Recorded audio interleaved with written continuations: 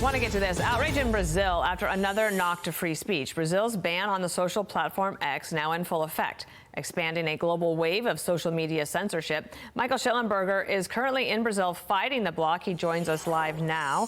How did this all get started, Michael, for people who aren't familiar with what's happening? Well, sure. I mean, I think that, first thing to understand is that the United States has been very involved in supporting censorship efforts in Brazil.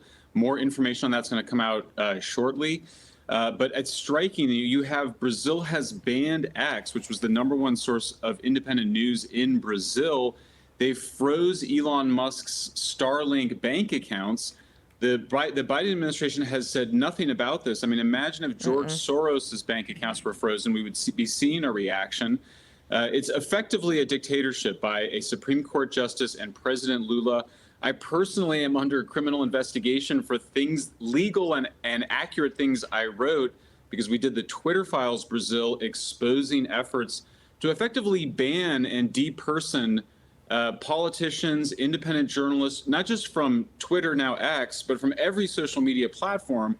So it's a kind of repression that we've seen in embryonic phases in the United States and in Europe, but in Brazil, they've taken it to the next level, a very extreme response and a very scary one, which is why I'm here to join the protest against it tomorrow. So there's a huge population in Brazil. I imagine there's a lot of strong feelings. Tell me about the protest tomorrow, what to expect. Well, so it's independent. This is Brazil's Independence Day tomorrow. There's going to be a huge protest demanding the impeachment of this Supreme Court justice named Alexandre de Moraes, demanding that the president of the Brazilian Senate, Rodrigo Pacheco, start impeachment proceedings.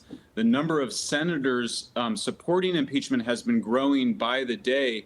And you're starting to now see people, newspapers that had been advocating for more censorship online say, hey, this is too much. This is really outrageous. This is the kind of censorship that they saw during the dictatorship in Brazil. So we're expecting to see hundreds of thousands of people on the streets tomorrow demanding free speech, which is guaranteed in the Brazilian Constitution. Do you know what the difference is between what's happening in Brazil with X and then requests that have come from Turkey and China when it comes to asking them to pull things down in those countries? What's the difference here? I think the difference is just how extreme it is. And with the case of Turkey, that was also ongoing when Turkey requested censorship. Elon Musk and X posted those demands online. Here in the case of Brazil, they were not only demanding that people's posts be censored, they were demanding that people be banned entirely from the platform, which is illegal according to Brazilian law. You actually had people, the Supreme Court justice was demanding that independent politicians and journalists be banned for things that they hadn't actually done, claiming election misinformation. In one case, it was after the elections. And it's just very extreme. They're actually demanding that people you're effectively destroying a person's career. If they can't be on social media, then you have no political career, you have no journalism. It is, though, worth pointing out that both Kamala Harris and Tim Walz have endorsed similar kinds of censorship over the last 5 years. So the big concern is that you'll see countries like the United States, Brazil, and Europe working together to take control over social media platforms and engage in mass censorship. I know that you said that Biden and Harris, maybe they haven't said anything particular, but has our State Department said anything? They have not, and that's their job. I mean, all we've seen is one member of the Federal Communications Commission, Brendan Carr, issuing a very good, strong letter. But I mean, it's absolutely bonkers. Starlink is a separate company. It's a satellite internet company separate from X. Yes, Elon Musk is a shareholder in both. But I mean, this is really crazy. It's unprecedented. We saw Bill Ackman, a major investor in New York, say this really raises questions about, is it safe to do business in Brazil? Right. As you mentioned, there's going to be a big football game this coming up, Eagles versus Packers.